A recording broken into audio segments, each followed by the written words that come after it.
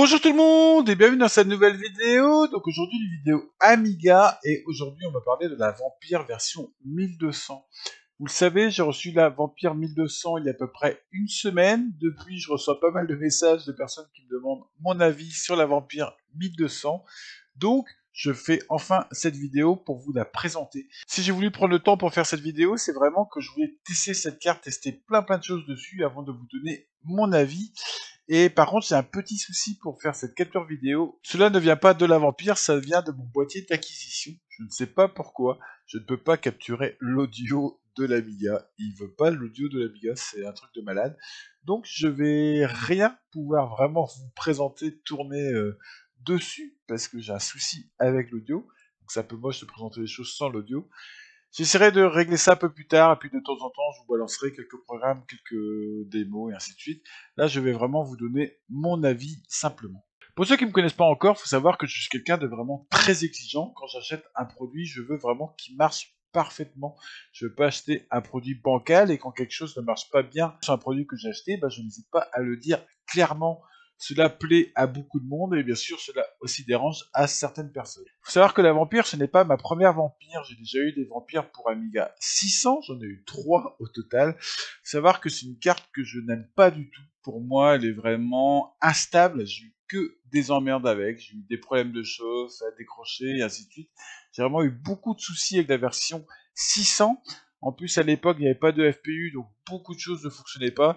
J'étais vraiment très déçu par cette carte à l'époque. Mais j'ai quand même voulu prendre la version 1200, parce que là, c'est vraiment prévu sur le port d'origine de l'Amiga, et je pensais que cela fonctionnerait mieux. Alors, est-ce que cela fonctionne mieux? Vous allez savoir très rapidement. Un autre point aussi important, c'est que si j'ai pris cette carte, c'est pour remplacer ma 68060. J'avais une 68060 à 90 MHz. Je l'ai montée des fois à 100, mais franchement, je fais vraiment trop. Donc une 68060 à 90 MHz, qui était quand même pas mal instable, parce qu'elle chauffait vraiment trop. J'avais un autre souci, c'est que j'étais limité à 32 mégas de RAM et beaucoup de démos ne fonctionnaient pas, dans les démos vraiment qui tirent parti du 68060. Pour ajouter en 64 MO sur la Apollo, c'était un vrai merdier. Franchement, c'était un vrai merdier. Donc voilà, j'avais ma 68060 et j'ai décidé de la remplacer par la Vampire version 1200 pour avoir quelque chose de plus stable, plus performant et des nouvelles fonctionnalités. Donc mon avis ne va pas vraiment comparer la Vampire 1200 à un Amiga 1200 classique, mais un Amiga 1200 déjà bien gonflé avec une bonne 68060, une division et une fast data. Donc voilà, je préférais vraiment préciser cela.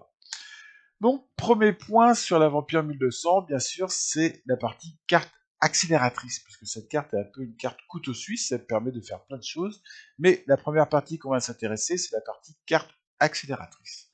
Donc là, la Vampire 1200 offre un 68080 avec enfin un FPU. Et ça, c'est vraiment hyper cool. Et ben, je dois avouer que comparé à ma 58060 à 90 MHz, et ben franchement, ça dépote. Ça dépote énormément, c'est un truc de malade. J'ai vraiment été surpris, il y a vraiment une grosse différence. Et je pensais pas trouver un tel écart de différence comparé à ma 68060. Franchement, c'est impressionnant. Quand je décompresse des gros fichiers juste comme ça, on voit, franchement, on voit que ça bosse. Et c'est vraiment terrible. C'est, ouais, j'aurais presque du mal à retourner en 60060. Alors, j'ose pas imaginer ceux qui sont toujours en 60020, malheureusement. Non, franchement, elle dépote niveau puissance. Il n'y a rien à dire, ça envoie vraiment du lourd. Au niveau compatibilité, comparé pareil à ma 68060, ben, je n'ai rien vu vraiment de spécial. J'ai testé à peu près une cinquantaine de jeux que j'ai lancé vite fait pour voir. Aucun souci, sauf Cannon Fodder, le premier en version disquette française. J'ai un souci de sauvegarde, mais c'est même pas un souci de vampire, parce que j'ai le même souci sur le Mister. Donc j'ai juste ce jeu-là où j'ai eu ce petit souci, sinon j'ai tout balancé, donc tout avec WHD Load. Franchement, aucun souci, ça fonctionne. J'ai lancé pas mal de jeux aussi en dehors de WHD Load.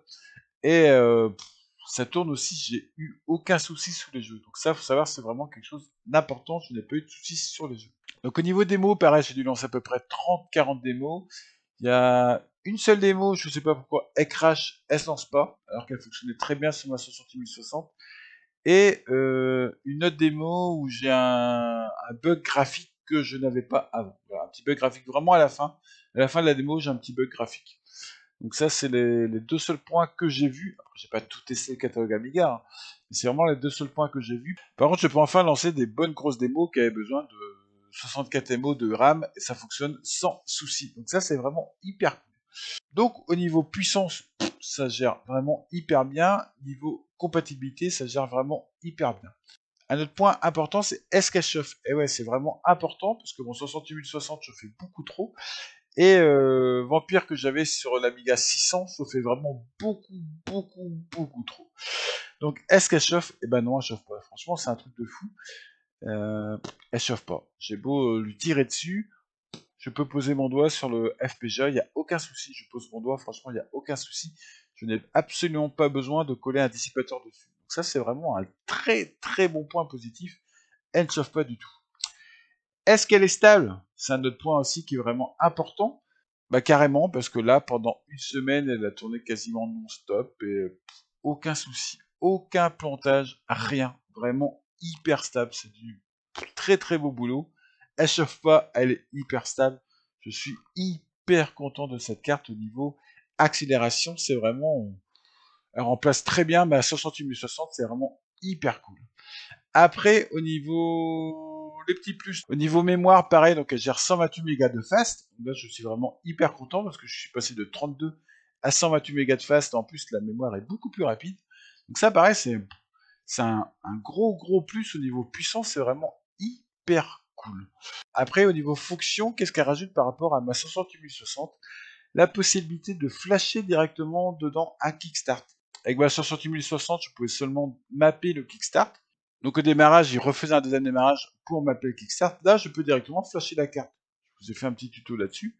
Donc ça, c'est hyper cool parce que j'ai vraiment plus besoin d'acheter par exemple un kickstart. Je peux directement clac flasher le kickstart que je veux dans la carte. Donc ça, c'est un petit plus qui est vraiment pas négligeable non plus. Cette carte offre aussi une carte graphique intégrée et ça, c'est vraiment hyper cool. Vous voyez l'Amiga? Je suis en 720p sur l'Amiga, c'est vraiment hyper agréable. Vous allez dire, ça sert pas à grand chose. Et ben si, regardez par exemple. Je veux coder en Blitz. Tac, j'ai carrément la place. Franchement, ça c'est top. J'ai carrément la place pour coder. Je veux coder, hop, en C.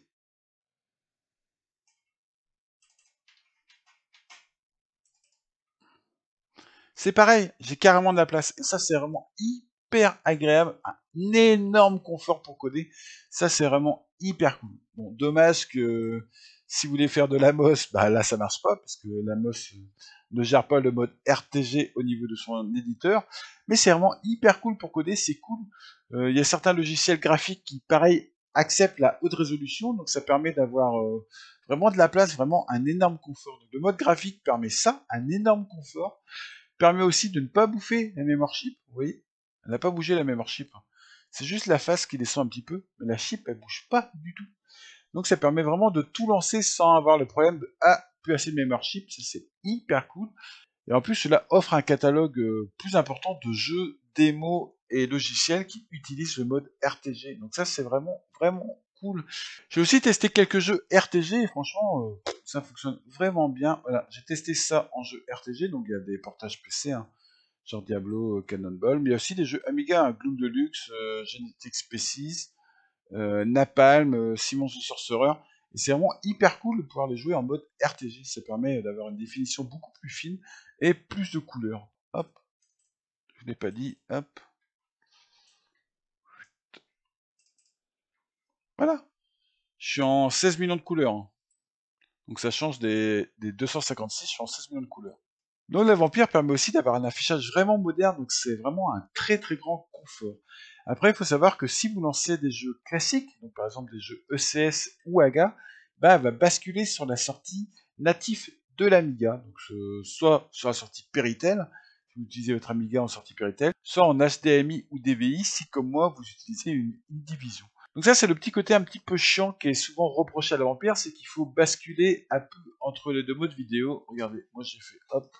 Donc j'ai l'écran RTG et à côté, bah, l'écran pour l'AGA et le CS. Donc ouais, c'est juste le petit inconvénient. Après, je pense que je vais rajouter un switcher. Je vais mettre un switcher HDMI. Les deux en HDMI, je vais switcher d'une à l'autre. Je vais voir. Soit je vais rester comme ça avec les deux écrans, soit je vais switcher. Je vais voir ce que je fais. Mais il faut savoir que si vous aviez un Amiga 1200 en tour avec une carte graphique, ça serait exactement le même souci. C'est pareil pour tous les Amigas. Si vous utilisez une carte graphique, ben, la sortie graphique ne gère pas la sortie AGA. Donc c'est quelque chose de normal qui est reproduit ici. Après, un truc sympa aussi que permet la Vampire, c'est de brancher un module Ethernet. Je vous ai fait un petit tuto là-dessus. Franchement, c'est hyper cool, hein. J'ai un port Ethernet, j'ai mon PCMCIA qui est libre, et ça, c'est vraiment hyper cool parce que j'ai un lecteur CD-ROM en SSI à brancher sur le PCMCIA que j'ai envie d'exploiter pour les jeux CD32, donc c'est cool qu'il soit libéré. Donc ça, je trouve ça vraiment sympa. Et le fait qu'il y ait un module Ethernet, bah, franchement, c'est totalement transparent. J'utilise Roadshow que je vous ai présenté en tuto. Et Internet est là. Là, je suis connecté à Internet, j'ai démarré l'Amiga, je m'en soucie même pas, je suis connecté tout le temps sur Internet. Et ça, pareil, ça c'est du confort et c'est vraiment agréable. Les deux derniers points que rajoute la Vampire, c'est un port IDE extrêmement rapide. Donc sur la carte mère Vampire, mais pour l'instant, il est désactivé. Qu'il y a un souci de conflit entre l'IDE du port Vampire et l'IDE de la carte mère de l'Amiga 1200 et du PCMCIA. Donc pour l'instant, il est désactivé. Il devrait revenir prochainement. Quand? J'en ai aucune idée. Donc pour l'instant, je ne vais pas trop détailler là-dessus, mais il faut savoir que c'est une extension qui devrait prochainement être fonctionnelle. Elle a été dans le passé, hein, il y a eu des conflits, donc ils l'ont désactivée, mais elle devrait prochainement être fonctionnelle. En attendant, on peut utiliser l'IDE de la carte mère du 1200, et le port est quand même grandement accéléré hein, comparé à un 1200 classique. Donc ça, c'est intéressant aussi. Et le dernier point, c'est il y a un lecteur de carte micro SD sur la Vampire 1200. Pour l'instant, je n'ai pas réussi à le faire fonctionner. Alors, j'ai pas réussi sur la Vampire 600 et j'ai pas réussi non plus sur la Vampire 1200. Mais j'ai pas cherché plus que ça. J'ai essayé, j'ai pas réussi, j'ai fait, c'est pas grave, je laisse tomber pour le moment. J'avais vraiment envie de tester plein de programmes, plein de logiciels, tester plein de choses, configurer tout bien mon Amiga, passer plus de temps à faire ça. Bien sûr, si j'arrive à trouver pourquoi ça déconne, bah, je vous ferai une petite vidéo tuto dessus. Donc le dernier point à voir, parce que je pense que nous avons tout vu, le dernier point à voir, c'est son prix. Et ouais, cette carte a l'air vraiment très intéressante, mais combien elle coûte? Eh bien, elle coûte 450 €. Je sais, c'est une somme assez importante, hein, on peut vraiment pas dire le contraire. Est-ce qu'elle vaut ces 450 €? Eh ben oui, largement, franchement, oui, largement. Pour moi, la Vampire 1200 est vraiment un très bon produit. Je suis vraiment sur le cul. Je vais faire mentir Halifax, parce qu'Halifax qui disait que j'étais tellement exigeant que j'allais trouver des choses à critiquer sur cette Vampire. Et ben non, franchement, je vois rien à critiquer, parce que en une semaine, je n'ai eu aucun plantage, juste une démo que j'aime bien, que j'ai pas réussi à lancer. Franchement, ça sera peut-être corrigé plus tard, ou c'est même peut-être moi un souci de transfert de mes fichiers, parce que j'ai refait entièrement mes disques durs, j'ai mis un disque dur SSD dedans. Si bien c'est même peut-être juste un souci de transfert, faut que je vérifie, faut que je prenne le temps de le faire. En tout cas, ouais, c'est vraiment un très bon produit, franchement, ils ont vraiment gazé, un grand bravo à toute l'équipe. Je suis vraiment comblé, mon Amiga est vraiment hyper content d'avoir une carte accélératrice aussi puissante qui permet en plus d'avoir une carte graphique, de l'Ethernet, prochainement un port IDE rapide qui va remplacer mon FastATA qui fonctionnait bien, mais le FastATA c'est quand même ouais, c'est quand même assez fastidieux, surtout si on a une prélude et une division, on est obligé de voilà de coller tout ça, c'est comme du bricolage. Donc là, ça permet d'avoir un truc beaucoup plus propre dans l'Amiga et ça fait penser aussi, ma prélude, elle fonctionne hyper bien avec la Vampire 1200, il n'y a pas de souci. C'est évident, mais voilà, elle fonctionne vraiment hyper bien. Donc voilà, c'est tout pour cette vidéo. J'espère que mon avis vous aura été utile. Franchement, je le redis, c'est vraiment une super carte. Zéro défaut, franchement, zéro défaut. Elle tourne hyper bien. Je suis hyper content. Bon bah c'est tout. Allez, bye bye tout le monde.